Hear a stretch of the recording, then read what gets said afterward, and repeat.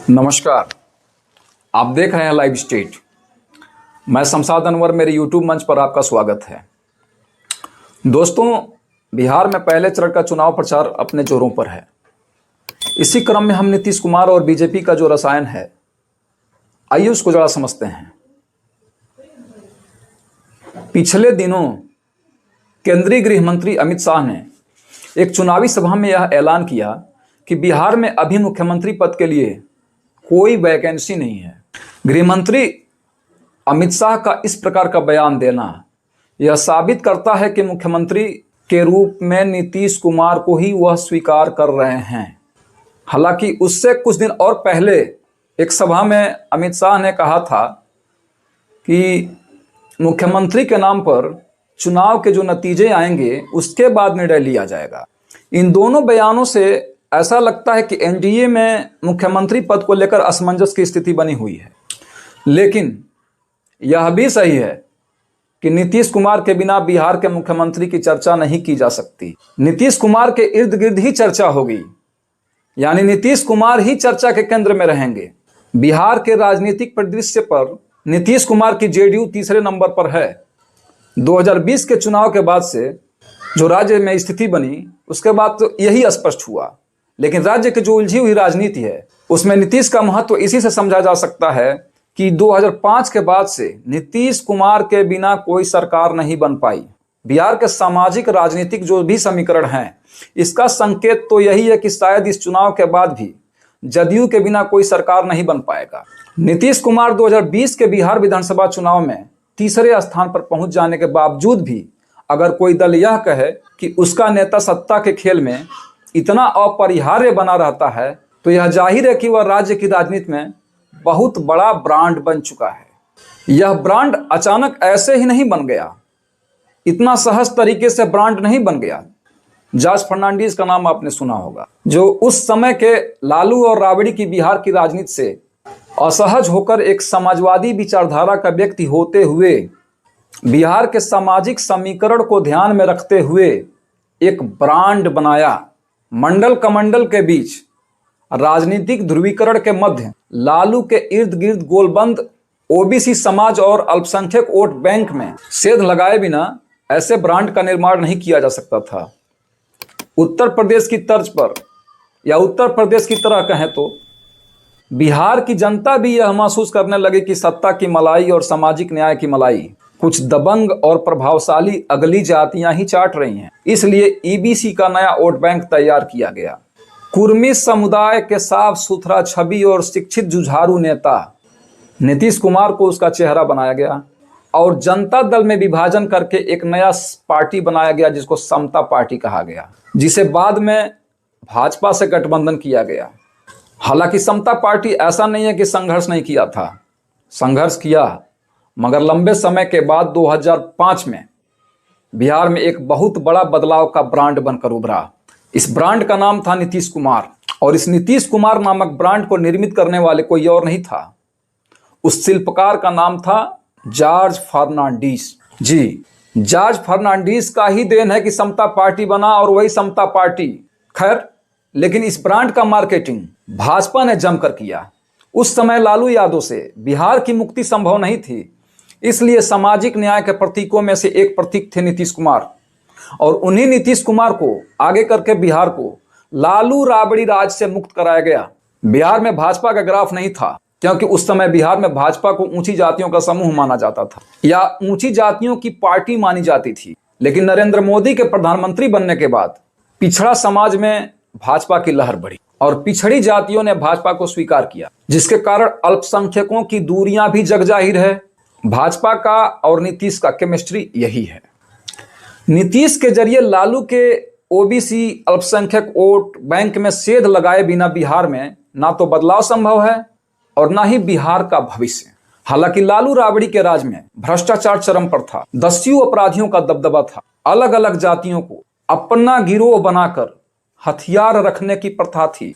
इसी प्रथा को लालू राबड़ी के जंगल राज का चुनावी नारा भी उस बदलाव की हवा में बेहद कारगर साबित हुई। आज की जो पीढ़ी है, इस पीढ़ी को लालू राबड़ी के राज का जंगल राज को याद दिलाना पड़ता है, वहीं नीतीश के शासन के सभी गवाह हैं। आज सामने दिख रहा है। जदयू और भाजपा बिहार की राजनीति में, या यूं कहें कि जेडीयू और भाजपा में अभी तक चोली दामन का संबंध रहा है। यह दोनों एक दूसरे के पूरक बने रहे। बेशक इसका शुरुआती लाभ नीतीश को ही मिला और वह बदलाव की राजनीति के नायक बनकर एक बहुत बड़ा ब्रांड बन गए। इसका एक बड़ा कारण भाजपा में किसी बड़े व्यापक सामाजिक स्वीकार्यता वाले चेहरे की कमी थी। इधर भाजपा भी पिछले 20 वर्षों के दौरान नीतीश जैसे ब्रांड का ही नाम लेकर नीतीश कुमार जैसे ब्रांड के सहारे बिहार में अपना जनाधार बढ़ाने में सफल रही। पिछले बिहार विधानसभा चुनाव में सीटें और चुनाव में मतदान प्रतिशत इसका प्रत्यक्ष प्रमाण रहा है। लेकिन नीतीश नाम के ब्रांड के आसपास भाजपा अपना कोई चेहरा स्थापित नहीं कर पाई। नीतीश के समक्ष लालू राबड़ी की राजनीति के प्रतिनिधि तेजस्वी यादव हैं। वह अपना परंपरागत MY यानी मुस्लिम यादव का जो वोट बैंक का समीकरण है उसको काफी हद तक बचाए रखने में सफल रहे।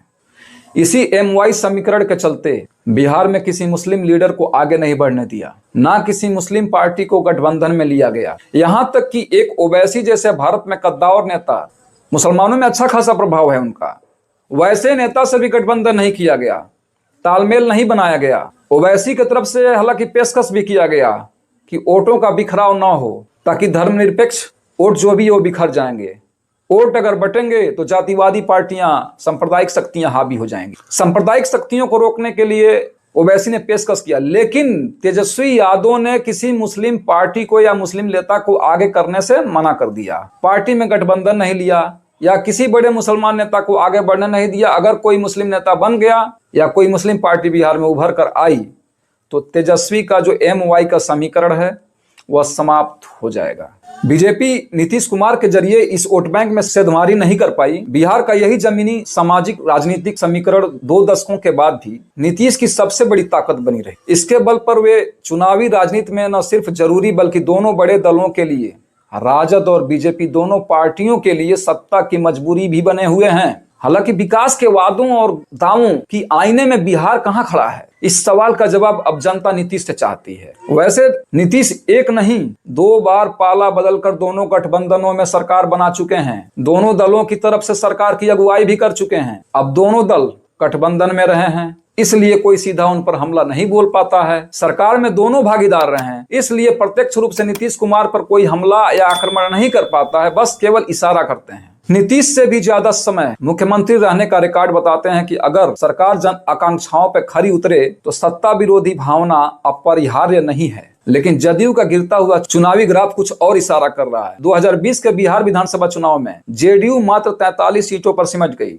इसमें तमाम तर्क दिया जाता है कि भाजपा के इशारे पर चिराग पासवान ने जदयू को नीचे पहुंचाने में बहुत बड़ी भूमिका निभाई, पर एक स्थापित ब्रांड को इतना जोरदार झटका देने से भी सवाल तो उठते ही हैं, जिनका जवाब शायद 2025 के चुनाव में मिल जाएगा। पिछले विधानसभा चुनाव में एनडीए और महागठबंधन में कड़ा मुकाबला था। एनडीए 125 सीट जीत गया था, जबकि महागठबंधन 110 पर रुक गया था। सबसे अधिक 23.5% वोट आरजेडी को मिले थे, जबकि 19.8% वोटों के साथ भाजपा दूसरे स्थान पर थी। 15.7% वोटों के साथ सत्ता संतुलन की चाबी जदयू के पास आ गई।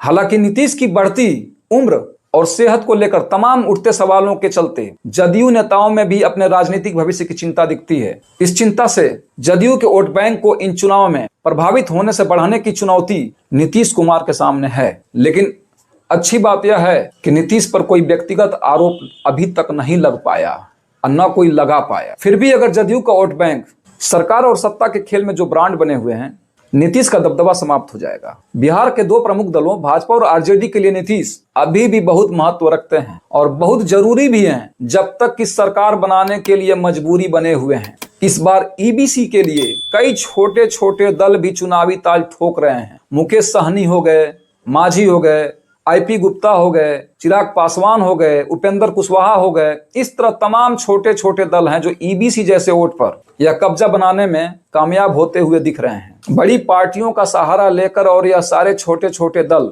जदयू के वोट बैंक में ही सेंध लगा रहे हैं। ऐसे में जदयू का हालत इस समय खस्ता हो चुका है, या यूं कहें तो बिहार की अभी जो स्थिति है, जदयू का सबसे कमजोर फेज चल रहा है। जेडीयू अपने कमजोर फेज में जी रहा है। बाकी 14 नवंबर को स्पष्ट हो जाना है कि बिहार का शहंशाह कौन होगा।